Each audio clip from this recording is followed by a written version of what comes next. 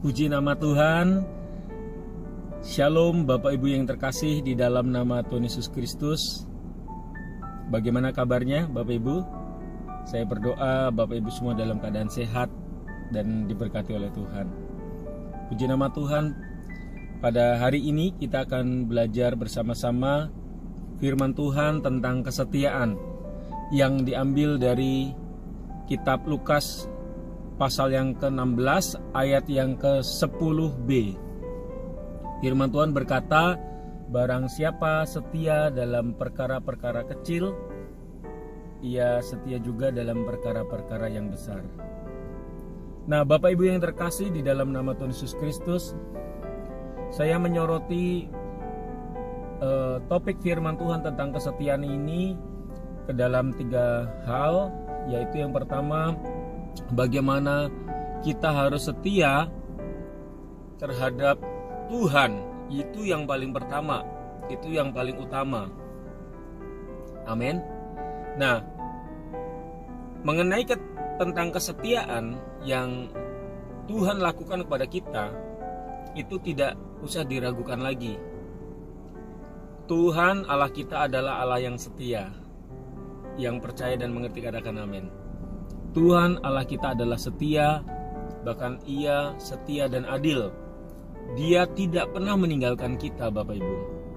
Bahkan di saat kita tidak setia, di saat kita tidak sungguh-sungguh kepada Tuhan, firman Tuhan katakan Tuhan tetap setia. Tuhan tetap menantikan setiap kita untuk kita boleh kembali kepada Tuhan, bertobat, mencari wajah Tuhan, dan hidup sungguh-sungguh di hadapan Tuhan. Itu adalah sifat Tuhan. Allah kita adalah Allah yang setia. Oleh karena itu, salah satu buah daripada roh, kalau kita dipenuhi oleh Roh Kudus, salah satunya buah itu adalah kesetiaan. Nah, Bapak Ibu yang dikasihi oleh Tuhan, yang kedua, kesetiaan yang saya mau bahas adalah tentang kesetiaan kita terhadap sahabat atau terhadap teman. Tentunya setiap kita rindu memiliki sahabat yang setia, teman yang setia. Firman Tuhan berkata bahwa seorang sahabat itu menaruh waktu, menaruh perhatian setiap waktu. Ya, artinya apa?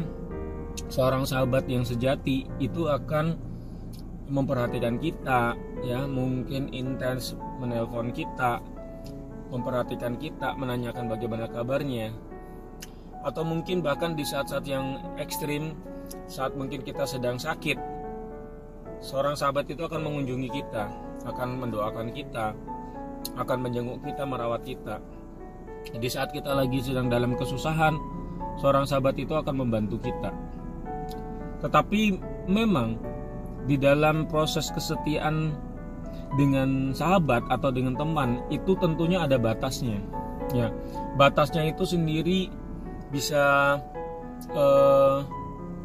melalui konteks ruang atau waktu. Ya, mungkin seorang sahabat itu tidak bisa 24 jam. Ya, dia akan intens dengan kita, berhubungan atau telepon-teleponan. Berbicara tentang ruang juga tentunya ada batasan-batasan di mana mungkin dia tidak bisa masuk ke dalam ranah-ranah pribadi kita yang mungkin menurut kita itu sesuatu yang privasi.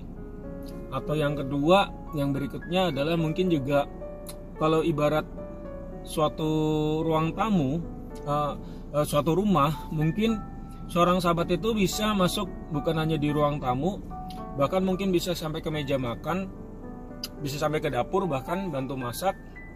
Tetapi dia tidak bisa sampai masuk ke ruang tidur kita, ya, dimana itu adalah ruangan privasi kita, hanya kita pribadi yang kalau kita belum menikah, atau hanya kita dengan istri kita atau suami kita kalau kita sudah menikah. Nah, seorang sahabat itu tentunya juga harus tahu batasan-batasannya, bagaimana kita itu tidak boleh masuk terlalu jauh sampai ke ruangan tempat tidur, artinya bicara tentang hal-hal yang sifatnya privasi, intim antara kita dengan pasangan kita. Nah, kecuali ya Bapak Ibu, di antara suami istri itu ada hubungan yang bermasalah dan akhirnya sahabat kita itu atau bahkan kita sendiri itu membuka diri untuk kita minta pertolongan kepada sahabat kita. Nah, itu kasus khusus ya, karena mungkin kita konseling ya, kita minta disupport di dalam doa atas masalah yang kita hadapi, mungkin dengan istri kita atau dengan suami kita. Nah, tetapi pada dasarnya persahabatan itu ada batasnya ya. Oleh karena itu kesetiaan terhadap sahabat, meskipun itu sesuatu yang harus kita perjuangkan Bapak Ibu, harus kita sama-sama berusaha untuk kita bisa menjadi seorang sahabat yang setia ya, tetapi tentunya ada batasan-batasannya. Nah, saya langsung beritahu saja, salah satu batasannya mungkin ketika ada kesalahpahaman, mungkin ada ketidakcocokan, atau mungkin bahkan contoh paling sederhananya gini, mungkin kalau misalnya saya ya seorang pria, terus saya punya sahabat pria, terus ternyata kita ini menyukai satu wanita yang sama. Nah, itu pasti akan menjadi suatu slack gitu, akan menjadi suatu masalah ya, akan menjadi suatu, akhirnya mungkin persahabatan kita akan jadi renggang. Karena apa? Karena akan ada suatu persaingan. Itu salah satu contoh saja ya. Tetapi banyak hal-hal yang lain yang mungkin ternyata meruncing kepada sesuatu yang mana antara kita dengan sahabat kita itu tidak bisa sejalan. Nah, disitulah kesetiaan kita diuji terhadap sahabat kita, dan disitulah dalam konteks kesetiaan kita terhadap sahabat kita itu ada batasnya. Nah, yang terakhir, yang ketiga adalah kesetiaan kita terhadap suami kita atau istri kita, bagi kita yang sudah menikah atau kita yang sudah berkeluarga. Nah, ini yang paling penting Bapak Ibu. Dalam konteks jasmani, ini yang diperintahkan oleh Tuhan bahwa kita harus setia terhadap suami kita atau istri kita sampai maut memisahkan kita. Yang mengerti katakan amin. Dan firman Tuhan katakan bahwa kalau kita sudah dipersatukan oleh Tuhan, menikah ya, kita dalam pernikahan yang kudus, kita sudah dipersatukan oleh Tuhan. Firman Tuhan katakan kita tidak boleh memisahkan diri dari istri kita atau suami kita dalam konteks bercerai ya.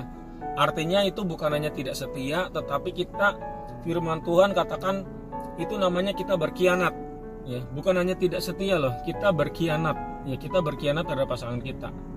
Dan itu sesuatu yang menyakitkan Bapak Ibu.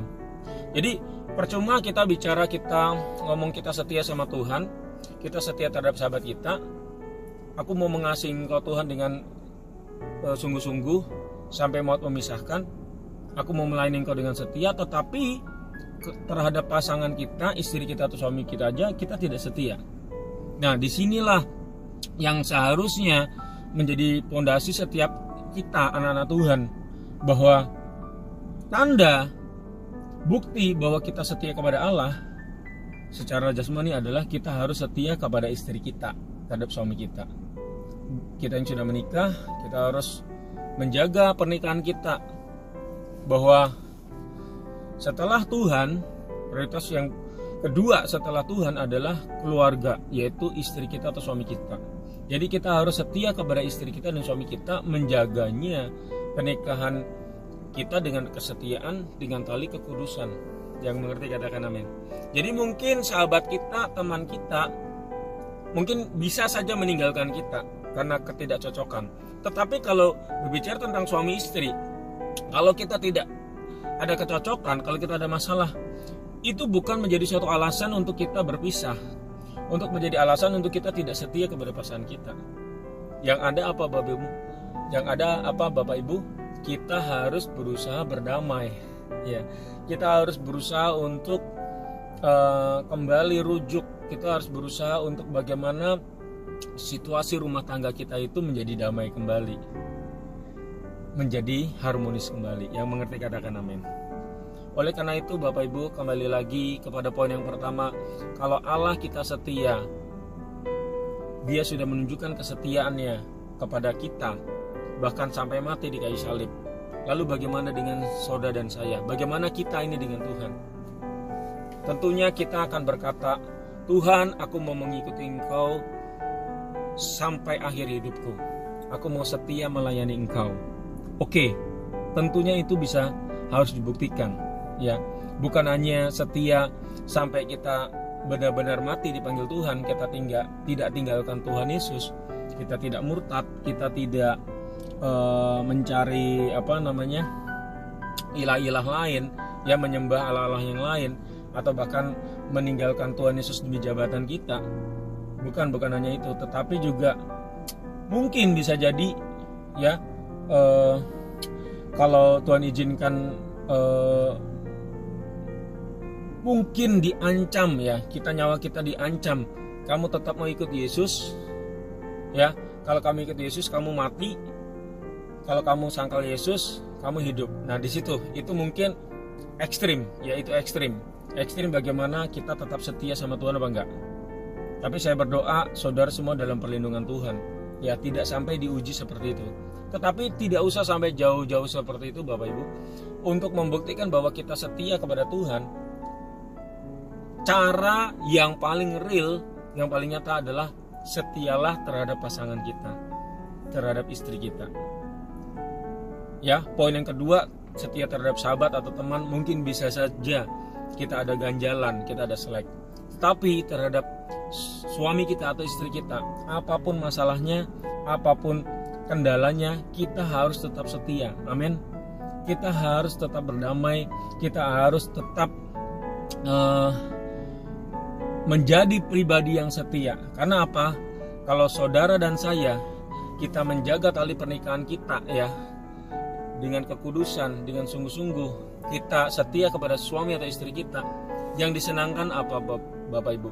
Bukan hanya pribadi Tuhan Yesus yang disenangkan, bukan hanya bukan istri kita saja yang disenangkan, bukan hanya suami kita saja yang disenangkan, tetapi yang disenangkan adalah pribadi Tuhan Yesus.